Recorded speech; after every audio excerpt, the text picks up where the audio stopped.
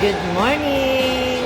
Ayan, hindi nyo ba alam mga people, gustong gusto ko itong na bread pag breakfast. Kasi yung loob niyan is krema na loob. This one, yung aking breakfast, yung chocolate. Yung hot chocolate, ang tawag dito is chocolate calda. And my bread. Nag-breakfast ako mo dito sa sa bar mga people kasi wala akong time.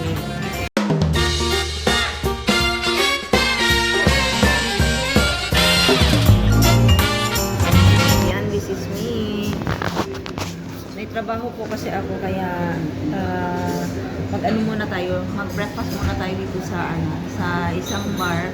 Kaya nagmamadali ako kasi na 15 minutes yung start na ng aking ng trabaho. Kaya later may appointment pa ako. Ang dami kong ganap for today. Kaya muna tayo. Work mode ngayong araw. Tsaka yung mga bata nasa school. Kaya eto, breakfast muna ako ngayon. Ayan natin. Ayan, breakfast. See you later. Ayan, yung cost pala natin sa pag mag-breakfast muna dito sa Italy. Yung bread na pinakita ko kanina, kasi tapos na ako. Ayan. Tapos na yung aking tapos na yung aking breakfast. Mga 5 minutes kailangan ko nang aalis kasi nga ilakad ko pa. Ang cost ng breakfast dito, depende yan sa'yo. Pag isang bread lang, depende din sa bread. May 1 euro, may 1.20 euro, may 1.50 euro. Depende sa mga breads. And then, walang pizza pag breakfast. And then, itong aking hot choco, ayan. Yung chocolate calda, that is that is 3 euro something. Ayan. So, na lang natin, i-total natin ng 5 euro. Ayan. Maka-breakfast ka na sa labas. Hindi ako everyday nagbe-breakfast sa labas. Dahil nga 5 euro sa akin, medyo itipid ko yan, 5 euro ko. So, kailangan ko siyang kailangan ko kain sa bahay. Usually, nagbe-breakfast talaga ako sa bahay kasi nga, every week, nagluluto ako ng cake para sa mga bata. At saka, sa asawa ko, yun, piniprepare ko na yan yung breakfast pag, nasa bahay na kasi nga sila nasa bahay nagbe-breakfast. Kaming lahat na sa bahay nagbe-breakfast. Pero in occasion lang kasi pag late na ako kasi nga ang biyahe kasi papunta dito sa city, siguro mga 20 minutes, at least mga 30 minutes. Ayan. Medyo malate na ako kasi wala na akong time kasi nga mag-arrange pa ako sa bahay. Bago yan naalis yung mga bata, magluto pa ako ng pang-lunch kasi nga sa bahay kami nagla-lunch, kami lahat. So, yan. Kaya ito, pag occasion lang, nasa labas ako nagre-breakfast. Yan. Back to work na ng mga people kasi aalis na ako.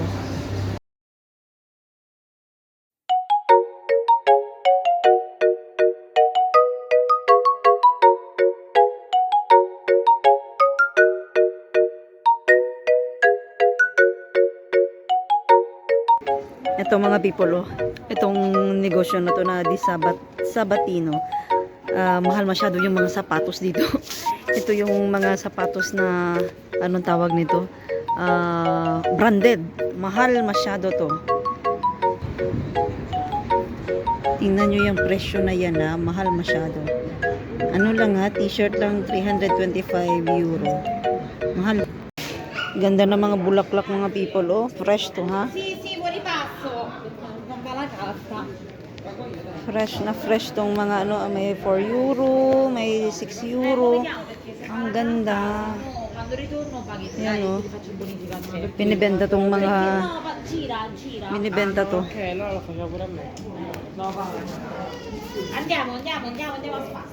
Fresh na fresh yan.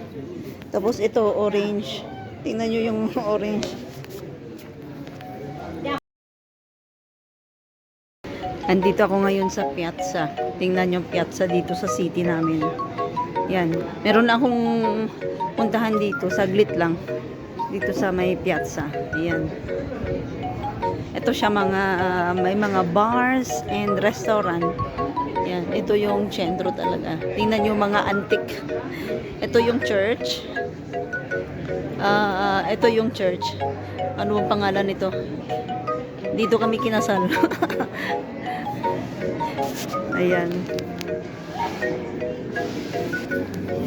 Yan. Feeling nyo parang dito din kayo, no? Yan. Gusto ko lang i-share sa inyo yung beauty ng ng Italy. Ito, Piazza, ano tawag nito? Piazza di Popolo.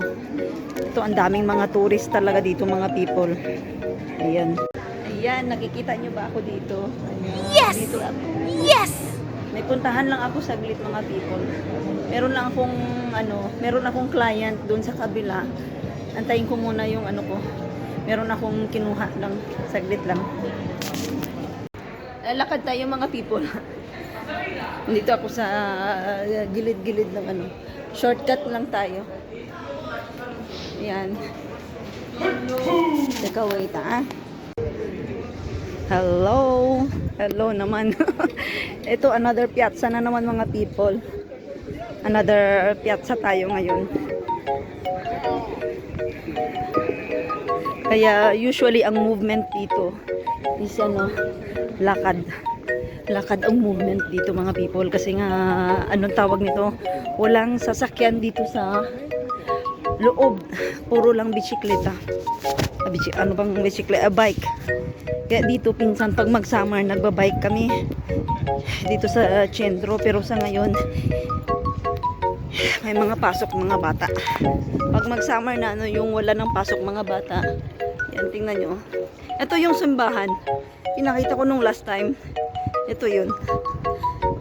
Baka, yung last time kasi medyo may na-occupied kasi yung dito sa gitna. Sa ngayon, bakante.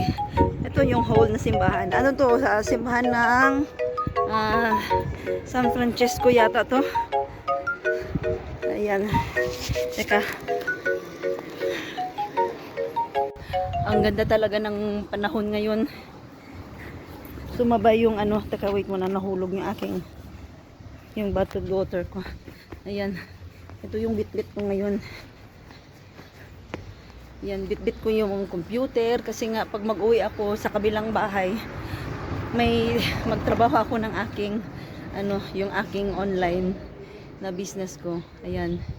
Tingnan nyo ito. Centro to. Usually old na antique dito, mga people. Antique ang mga building. Parang tingin mo dito mga anong tawag nito, mga old style na mga building. Pero ito many years na po tong mga building na to na tingnan nyo sa likod, yan. Pero under construction na ngayon.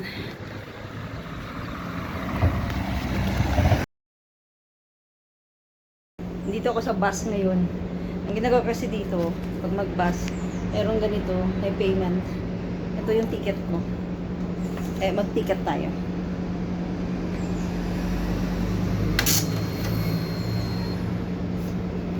Ayan, pwede na tayo makasakay ng bus. Hindi yung dito, yung ulang cash dito. Ayan. Actually, ako pa lang. Hindi naman talagang super madami dito, mga people. May isa, may dalawa na mga pasahero. Ayan, tingnan nyo. Ayan, konti lang. Kaya aalis tayo ngayon. Magko-commute tayo. Punta ng aking ano tawag nito? May puntahan ako ngayon.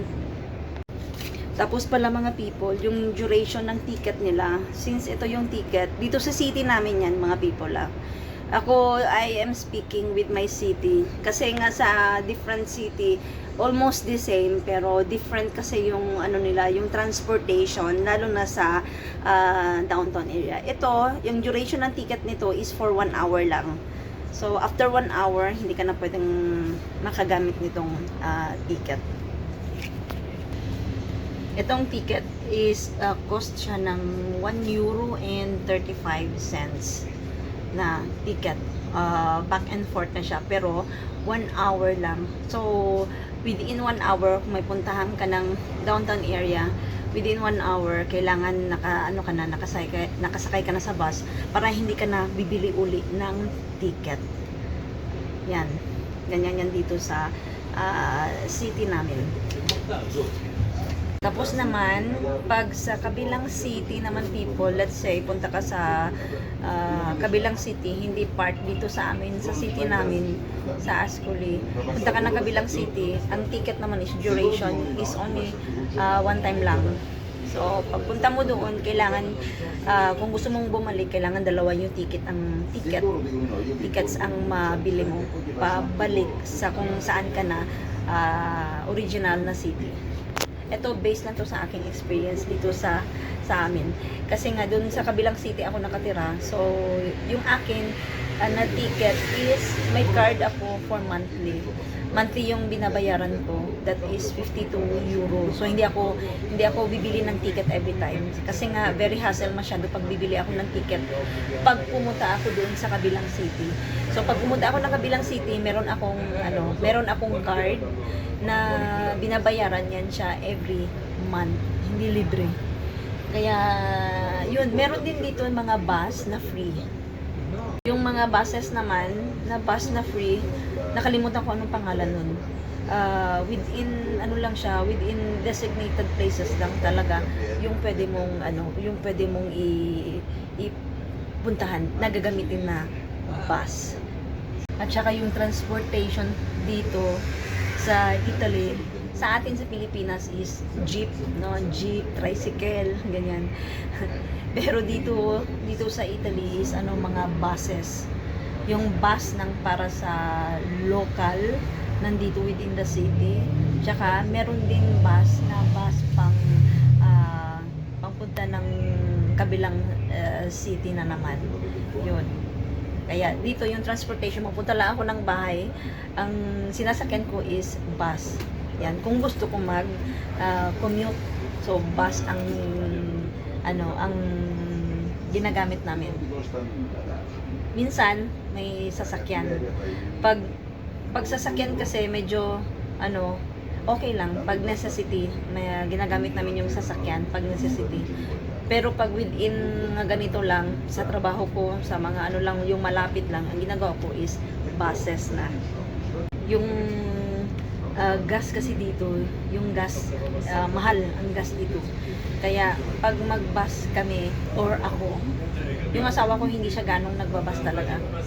Ako, nagbabas talaga ako, kasi makasave ako ng bus. Not unless ng mga people, pag may needed ako na puntahan, sasakyan. Yun.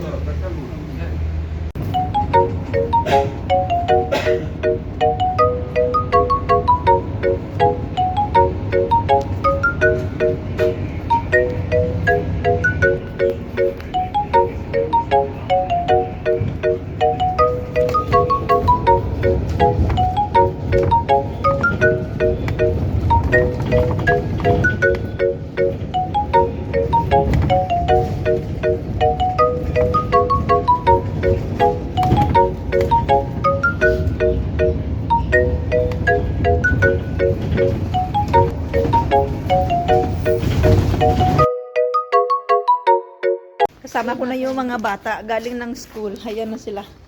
Ayan. You greet. Hello. Yan yung mga bag. We don't go in the school because we already go in the school. And we need to go.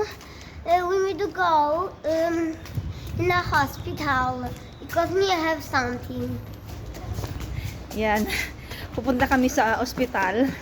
Ito yung place ng original na bahay namin. Dito kami nakatira dati. Ayan. Pero andyan pa rin yung bahay. Punta kami ng ospital. Malapit lang ang ospital. 5 minutes lang or 3 minutes. Pag mabilis yung mo. Kasi may appointment si Iska sa doktor. Kailangan niya talaga magpunta ng ospital. Then, ayun yung sakyan kasi andun sa kabilang portion ng sa ospital. Ayan. Lakad muna kami. Ito yung kagandahan dito. dito mga people, sa original namin na bahay, nang dahil nga malapit kami sa ospital, yung tinatrabaho ng asawa ko sa ospital, malapit lang, and, sa harap lang namin.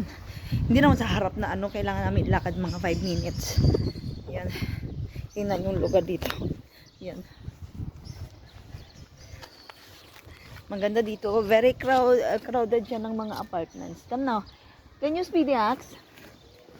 We need to... Oh, I forgot we need to go down in another place. But it's okay.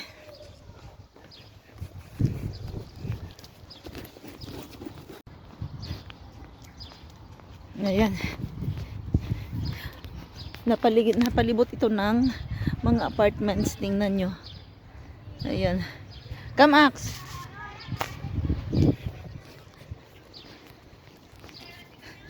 Andyan lang yung ospital. Yan. Yung may building yan. Yan lang ang ospital. Malapit lang. Iska, go here. No, go here. Don't go far.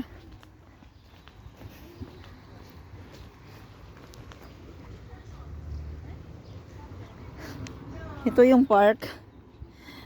Yung maliit pa yung mga bata. Parati kami dito. Itong park na to.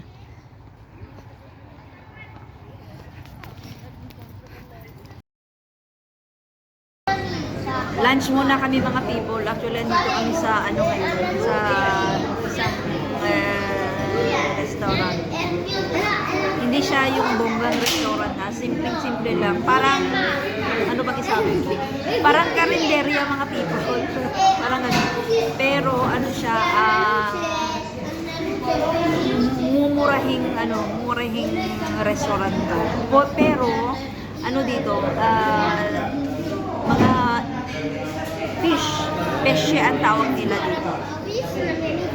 Merong pizza din dito, meron ding mga karne, pero depende sa iyo. Pag fish kasi, ano siya, medyo kaya-kaya pa. Pag isda kasi dito mga people, medyo, sa restaurant, medyo may kamahalan talaga. Tingnan nyo yung likod ko mga people, yan. Yan. Simple lang siya na na kainan.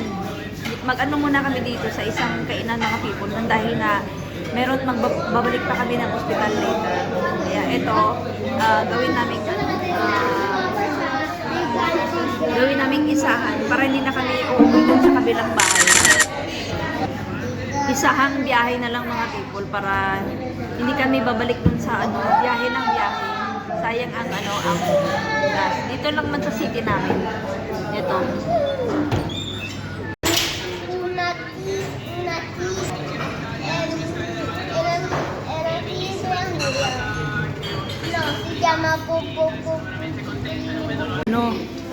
Vino, wine.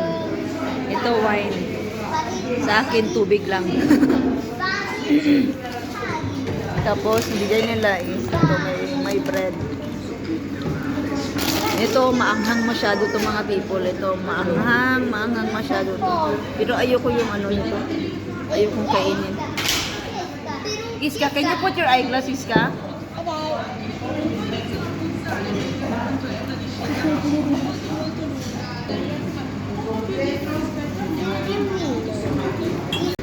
Ayan, yung ano pala to? Antipasti ang pangalan. Antipasti mo nang i-serve. Pareho kaming lahat. Puro ano to ha, puro fish. Ito, salmone. Ito yung, ano ba tawag ito? Yung may shrimps. Ito, potato. Ito, shrimps din. Yan, halo-halo na yan mga people. Basta yan na yan mga people.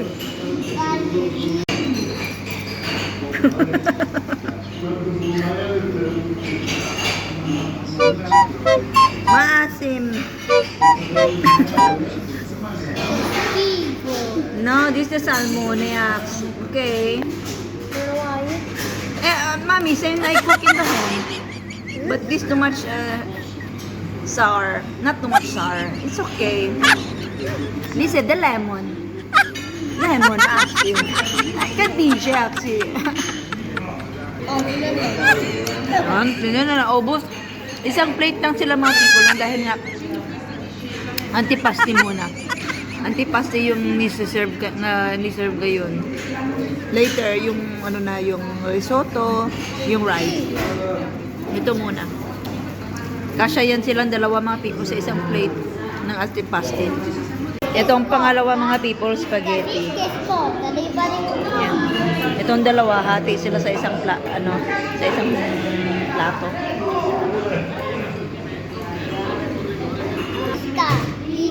Spaghetti na may may shrimps, may potato, tingnan nyo ang mga shrimps. Ayan. Ayan.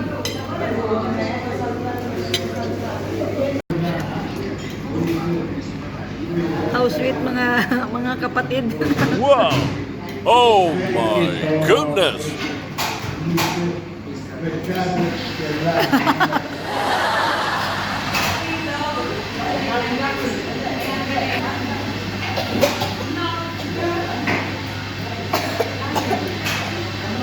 Ngayon is ano ba tawag nito? Sa Italiano kasi spigola to. Tapos may salad.